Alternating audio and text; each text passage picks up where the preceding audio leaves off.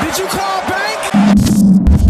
I called game. What's up, Pack Nation? It is Pack Gaming here, and today we're gonna talk about money.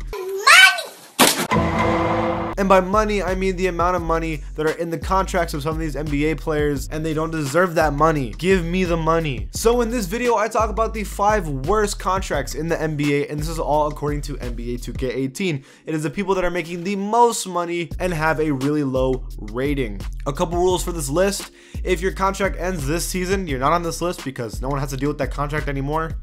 Think about it. And you actually had to be on an NBA team. We're gonna start with Rockets player Ryan Anderson, 76 overall, and he makes $61.26 million in 3 years. That is $20.4 million every single year. $20 million, and he's only a 76 overall. Ryan Anderson is considered the 8th best player on this team, and he's making $20 million a year. Now, he is good. He's a pretty good three-point shooter and has a solid mid-range, but his defense is whatever.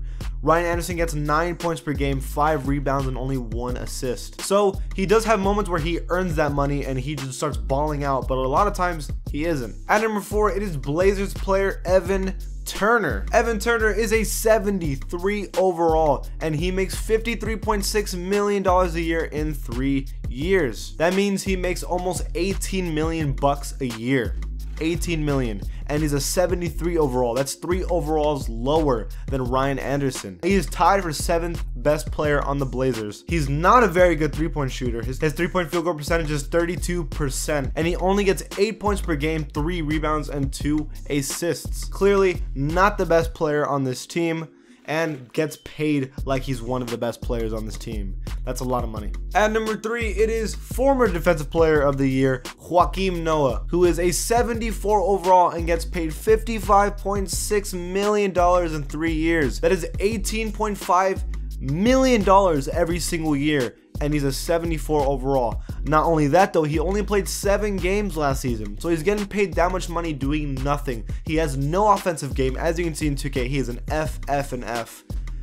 Oh man. Even though he barely played this season, he averaged 2 points per game, 2 rebounds, and an assist somehow. And that was all in garbage time, by the way.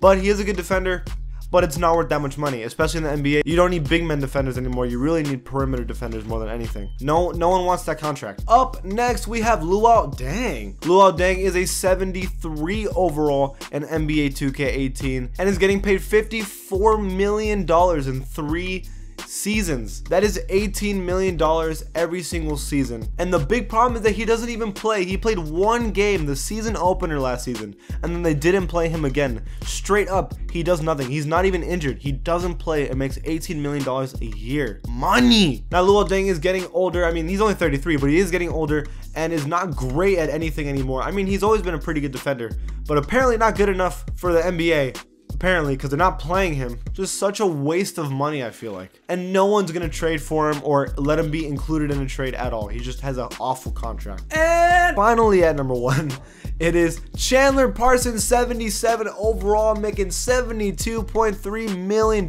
in 3 years. That is quick maths. $24 million a year. He almost makes as much as me. But here's the thing, he averages 8 points per game, 3 rebounds, 2 assists, and you're like, that may be garbage, but it's better than Luol Deng and Joakim Noah. You're absolutely right. The difference is that he actually plays. Where's his excuse? He at least gets to like prove himself. Luol Deng and Joakim Noah don't get to prove themselves and they get paid garbage. He gets paid amazing and he proves every night that he's still garbage. That's bad. He's not a great defender. He's okay at three-point shooting. He gets paid $4 million a year more than Ryan Anderson, and Ryan Anderson's doing better than him. And I think Ryan Anderson plays less. That's bad. That is 2K's opinion, but what is yours? Who has the worst contracts in the NBA? Leave it in the comments below. And if you like my channel, please give it a sub, and I'll see you guys next time. Did you call bank?